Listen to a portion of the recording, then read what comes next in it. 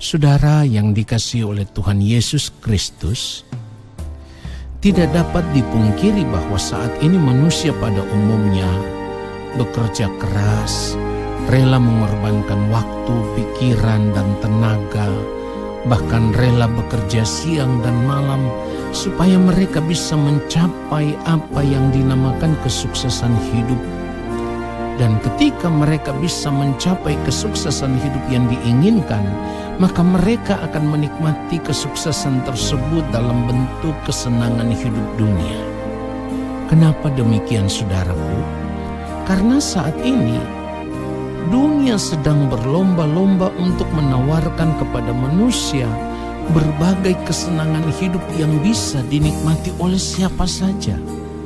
Kesenangan hidup yang ditawarkan itu dihadirkan di dalam berbagai bentuk dan bisa dinikmati di mana saja, bahkan kapan saja, kalau kita mau. Nah, saudaraku, sebagai orang percaya seharusnya kita memiliki kepekaan untuk menyadari bahwa apa yang ditawarkan dunia saat ini adalah suatu jerat yang bisa menjerat hidup kita sehingga kita bisa terperangkap di dalamnya. Dan ketika kita hanyut di dalam kenikmatan hidup dunia tersebut, maka sampai pada tingkat tertentu, kita tidak bisa lagi melepaskan diri dari jeratan tersebut. Pada akhirnya, saudaraku, jeratan dunia ini akan menggiring kita kepada kebinasaan. Saudara, perhatikan Yakobus pasal 4 ayat yang keempat. Firman Tuhan katakan, "Hai kamu orang-orang yang tidak setia, tidakkah kamu tahu bahwa persahabatan dengan dunia adalah permusuhan dengan Allah? Jadi barang siapa hendak menjadi sahabat dunia ini, ia menjadikan dirinya musuh Allah." Saudara yang dikasihi oleh Tuhan Yesus Kristus, kita harus menyadari akan hal ini. Sebab mengikat diri dengan berbagai kesenangan hidup dunia adalah bentuk persahabatan dengan dunia. Kalau kita tetap bersahabat dengan dunia, itu berarti kita menjadikan diri kita sendiri menjadi musuh Allah. Menjadi musuh Allah berarti kita membawa diri berjalan menuju kebinasaan kekal. Saudara, sebagai orang percaya kita harus menyadari akan hal ini sebelum terlambat. Kita harus sadar bahwa semua kesenangan hidup dunia, semua yang ditawarkan dunia saat ini adalah merupakan jerat dari kuasa kegelapan yang bisa membawa kita kepada kebinasaan. Saudaraku, ada begitu banyak orang yang berpikir bahkan menganggap bahwa menikmati kesenangan hidup dunia itu adalah merupakan hal yang wajar, kewajaran hidup, karena kita masih hidup di dunia ini. Tetapi kalau kita mau belajar kebenaran firman Tuhan dengan benar, maka kita akan mengerti bahwa apa yang dunia tawarkan itu adalah bentuk kebinasaan yang dibalut dengan kesenangan yang sementara. Saudara yang dikasihi oleh Tuhan Yesus Kristus, kita harus menyadari bahwa iblis sejak semula menawarkan akan hal ini kepada manusia. Dan pada akhirnya manusia jatuh di dalam dosa. Bahkan pada akhirnya iblis juga menawarkan akan hal ini kepada Tuhan Yesus sendiri. Tetapi Tuhan Yesus dengan tegas menolaknya. Matius pasal 4 mulai ayat yang ke-8, firman Tuhan katakan, "Dan iblis membawanya pula ke atas gunung yang sangat tinggi dan memperlihatkan kepadanya semua kerajaan dunia dengan kemegahannya. Dan berkata kepadanya, semua itu akan kuberikan kepadamu jika engkau sujud menyembah aku. Maka berkatalah Yesus kepadanya, enyahlah iblis, sebab ada tertulis, engkau harus menyembah Tuhan Allahmu dan hanya kepada Dia sajalah engkau berbakti." Saudaraku, di sini kita bisa mengerti dengan jelas bahwa semua kesenangan hidup yang dunia tawarkan adalah jerat. Itu adalah perangkap yang dapat menyesatkan manusia pada umumnya. Oleh sebab itu, sebagai orang percaya kita harus belajar untuk merasa cukup dengan apa yang ada pada kita.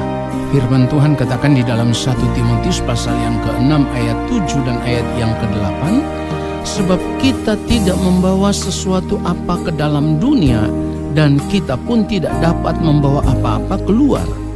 Asal ada makanan dan pakaian, cukuplah. Saudara perhatikan baik. Jadi kalau kita mau membiasakan diri untuk merasa cukup dengan apa yang kita miliki saat ini, dan tidak ikut tergoda dengan apa yang dunia tawarkan dalam bentuk kesenangan hidup, maka kita akan menjadi orang yang selalu bisa mengucap syukur dalam segala hal. Dan itulah yang Tuhan kehendaki di dalam kehidupan kita. 1 Tesalonika pasal yang kelima ayat 18, firman Tuhan katakan, mengucap syukurlah dalam segala hal, sebab itulah yang dikehendaki Allah di dalam Kristus Yesus bagi kamu. Nah saudaraku, pertanyaannya sekarang adalah, jika demikian, untuk apa kita hidup di dunia saat ini? Perhatikan baik saudara. Kita hidup di dunia saat ini, kita masih diberikan kesempatan hidup saat ini, kita masih diberikan napas hidup saat ini, adalah kesempatan untuk merubah diri supaya bisa menjadi pribadi seperti yang Allah Bapa di sorga kehendaki. Supaya pada akhirnya ketika waktu Tuhan tiba bagi kita, ketika kita berada di balik kematian, kita akan menjadi pribadi yang berkenan di hadapan Allah Bapa di sorga. Kiranya kebenaran firman Tuhan ini menyadarkan kita semua dan memberkati kita semua. Haleluya. Amin. Mari kita berdoa saudara. Bapa yang Maha Kudus, kami bersyukur untuk kebenaran firman-Mu. Engkau kembali mengingatkan kami supaya kami hidup sebagai anak-anak-Mu. Kami tidak boleh terjerat di dalam kehidupan dunia yang saat ini terus-menerus menawarkan kesenangan-kesenangan hidup yang sementara. Roh Kudus Tuhan, mampukan kami supaya semakin hari kami semakin mengarahkan fokus hidup kami hanya tertuju kepada Bapa di surga saja, supaya kami tidak tertarik lagi dengan apa yang dunia tawarkan. Mampukan kami supaya kami mampu untuk mematikan setiap keinginan-keinginan diri yang tidak berkenan di hadapan Allah Bapa di surga. Lalu kami mau hidup hanya untuk melakukan kehendak-Mu ya Bapa. Tuhan Yesus, tolong kami. Biarlah dalam sepanjang hari-hari hidup kami mau selalu merasa cukup dengan apa yang kami miliki. Kami mau selalu bersyukur untuk apa yang ada pada kami. Dan biarlah di sepanjang hari-hari hidup kami terus berjuang untuk hidup hanya melakukan kehendak Bapa di sorga, hidup seturut dengan kehendak-Mu ya Allah, supaya kehidupan kami boleh ditemukan berkenan di hadapan Bapa. Kami bersyukur untuk kasih setia Tuhan.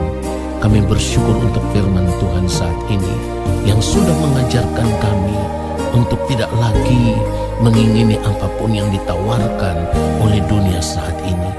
Terima kasih Bapa. Di dalam nama Bapa, Anak dan Roh Kudus, yaitu di dalam nama Tuhan Yesus Kristus, kami sudah berdoa dan bersyukur untuk firman Tuhan saat ini. Haleluya. Amin.